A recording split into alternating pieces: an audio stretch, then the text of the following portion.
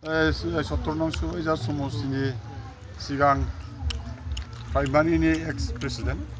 नामा चक्रधर ब्रह्म आं दिनै फैगौ बिसायख'थिनि थाखाय बहुद दुखुनि किसुमान जाथायखौ नुनानै आं बुंनो सिगांदों जे जोंनिया गामिनि लासिनाया मानगोनां गुनिचर गयारिमोन आरो बिथांनि नामानो 1 नाम्बाराव फैखादों जाखाबाय खिन्थु दा जों खोनानो मोन्दों गुनिचर गयारिखौ नाख्लायनानै बा बेखौ एंगारनानै मनिन बर'खौ होनायनि लाहार फाहार खालामदों जों बेखौ मिथिनानै एसे प्राइमारि वार्कारफ्रा गामिनि जाम्बा जाम्बि जोंनि भटारफ्रा बहुद दुखु मोन्दों बिदि खालामनाया हाइकमान्डनि किसुमान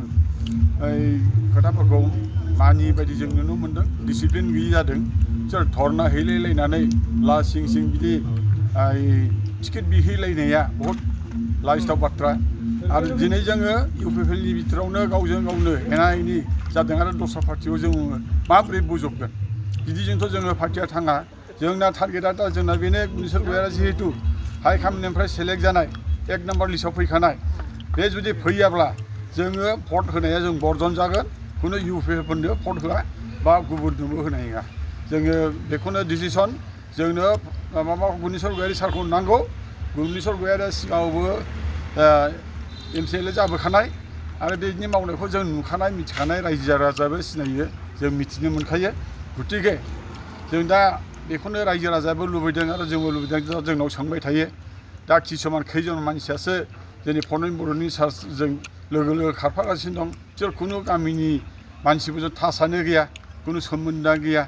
मा मावदों मा मावाखै खालि जोङो एसे केलेंकारिफोरल' खोनासंनो मोन्दों दा बहाय जोंहा सन्तुष्ट गैया बिनि सायाव बिसासबो गैया बेजों मोनसे पार्टिखौ लाखिगोन जों बेखौ आसा खालाया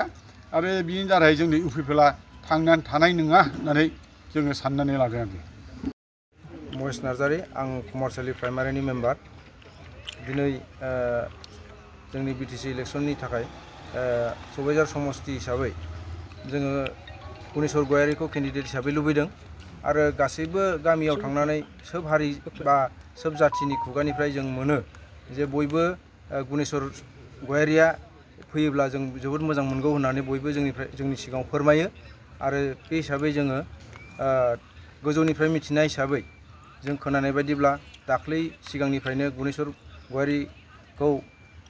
सेलेक्सन खालामनानै हरसिगोन होननानै जों खोनादोंमोन बेयाव जों गोजोननाय मोन्दोंमोन आरो दा बिनि गेजेराव दायो आरो गोदानै मैया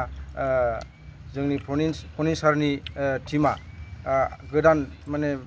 धरना होलायनाय बेबायदि जोंनि गेजेराव धरना होलायनाय जानाङामोन खिन्थु हाइकमान्डआ जेखौ हरो जेखौ थिनो बेखौनो जोङो मानिनानै सोलिनांगौमोन इउपिपिएल दलनि सार्थ हिसाबै नाथाय बिथांमोननि सापर्टारा जिबायदि धरना होनानै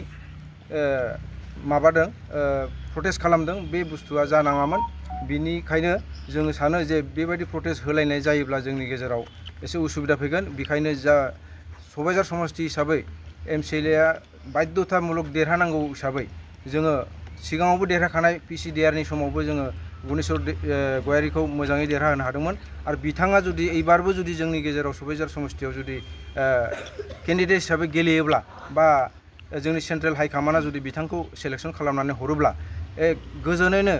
एकदम फ्रिलि उइनार जागोन होननानै जोङो दाथिके बुंनो हागौ आरो जुदि बे खोथाखौ फोथायोबा हाइकमान्डनिफ्राय सार्भे खालामनानै नायनो हागोन मोनफ्रोमबो हारिसानि खुगानिफ्राय बा जातिनि खुगानिफ्राय बेखौनो मोनगोन जे गुनिचर गयारिखौनो बयबो नांगौ होननानै डिमान्ड होनायलाय आं बेखिनिखौनो बुंनानै दिनै 2025 बिटिसि जि इलेक्शन बे इलेक्शनाव दिनै जोङो बेयाव ज' जादों सुबाइजार समष्टियाव 17 नं सुबाइजार समष्टियाव गुनिचर गयारिखौ केन्डिडेट हरनांगौ होननानै बयजोंबो हारिजों मोजां मोनजानाय बयबो जाति बयबो धोरोमजों मोजां मोनजानाय गुनिचर गयारियाल' साबसिन केन्डिडेट जोंनि नुनायाव बे सुबाइजार समष्टियाव गुबुनखौ हरोब्ला हयथ' बे सुबाइजार समष्टियाव जेनगोन जोङो बेखौ नुदों बेनिखायनो देरहानांगौनि सार्थआव सेन्ट्रेल कमिटिया बा हाइकमान्डआ जेन' गुनिचर गयारिखौ सुबाइजार समष्टियाव हरो बेखौनो जोङो खावलायहरदों आरो जों गोबां बेयाव इउपिपिएलनि सापर्टारफोर दङ जोङो जोंनि सुबाइजार समष्टिनि इउपिपिएलनि जानानै गोजौनिसिम जोङो बेखौनो खावलायदों।